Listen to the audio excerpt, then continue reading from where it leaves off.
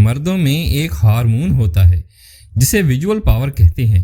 یہ ہارمون عورتوں میں نہیں پایا جاتا۔ ہارمون شدید جنسی اشتعال بڑھاتا ہے۔ اگر مرد عورت کا بال، ناخن یا آواز سن لے تو مرد کو 3 منٹ کے اندر عورت سے عشق ہو جاتا ہے۔ دوسری طرف عورتوں میں یہ ہارمون نہیں ہوتا، اس لیے انہیں آسانی سے عشق نہیں ہوتا۔ میڈیا والے یہ بات جانتے ہیں، اس لیے میڈیا پر زیادہ تر عورتیں ہی دکھائی جاتی ہیں۔ مرد عورتوں کو دیکھنے کے لیے سالانہ لاکھوں ڈالر خرچ کرتا ہے اور عورتیں مرد کو دیکھنے کے لیے 1% بھی خرچ نہیں کرتی۔ اس لیے میڈیا، سوشل میڈیا عورتوں کو دکھا کر اشتعال کر کے لاکھوں ڈالر کماتا ہے۔ اس رپورٹ کے مطابق عورت سے 3 منٹ میں عشق ہو جاتا ہے۔ بعض افراد عورت کے پاس بیٹھے ہوں تو بھی ان کو کوئی فرق نہیں پڑتا، تو ان کو علاج کی ضرورت ہے۔ اس میں آپ لوگوں کو ایسا نسخہ بتانے جا رہا ہوں جو حکمت کی دنیا کے تمام نسخہ جات چھان بین کر کے یہ نسخہ میں نے عکس کیا ہے، نکالا ہے۔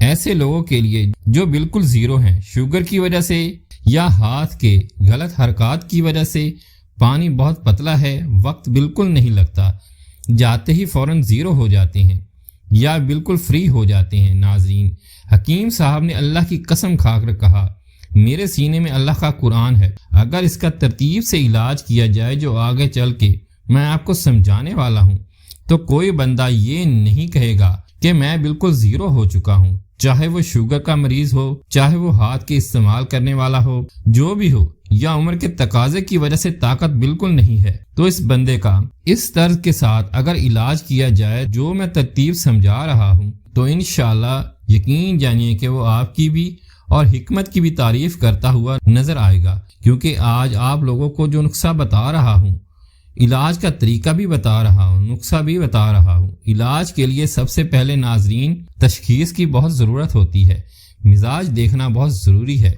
یہ نہ ہو کہ ہر مزاج والے بندے کو ایک ہی چیز استعمال کروائی جائے۔ کسی کا مزاج بلغمی ہوتا ہے، کسی کا مزاج صفرابی ہوتا ہے، کسی کا مزاج سودائی ہوتا ہے۔ ہر دوائی ہر مزاج والے بندے کے لیے سوٹیبل نہیں ہے، یہ دیکھنا بہت ضروری ہے۔ مزاج دیکھنے کے بعد پھر اس کے بعد یہ دیکھا جائے گا کہ اس بندے کو کوئی مرض تو نہیں ہے جو کمزوری کا سبب بن رہی ہے۔ اگر ہے تو پہلے اس کا علاج کیا جائے گا، پھر اس کے بعد اس مرض کا علاج کیا جائے گا، تب ہی جا کے فائدہ ہوگا۔ جب اس ترتیب کے ساتھ آپ نسخہ استعمال کریں گے، جب اس ترتیب کے ساتھ آپ لوگ اپنا علاج کروائیں گے یا کریں گے، تو یقین جانیے پھر آپ کی زبان بے اختیار بول اٹھے گی کہ قاری صاحب آپ نے سچ کہا۔ اب بتاتا ہوں آپ کو نسخہ، یہ نسخہ نوٹ کر لیں یا بنائیں اور مجھے دعاؤں میں یاد رکھیں۔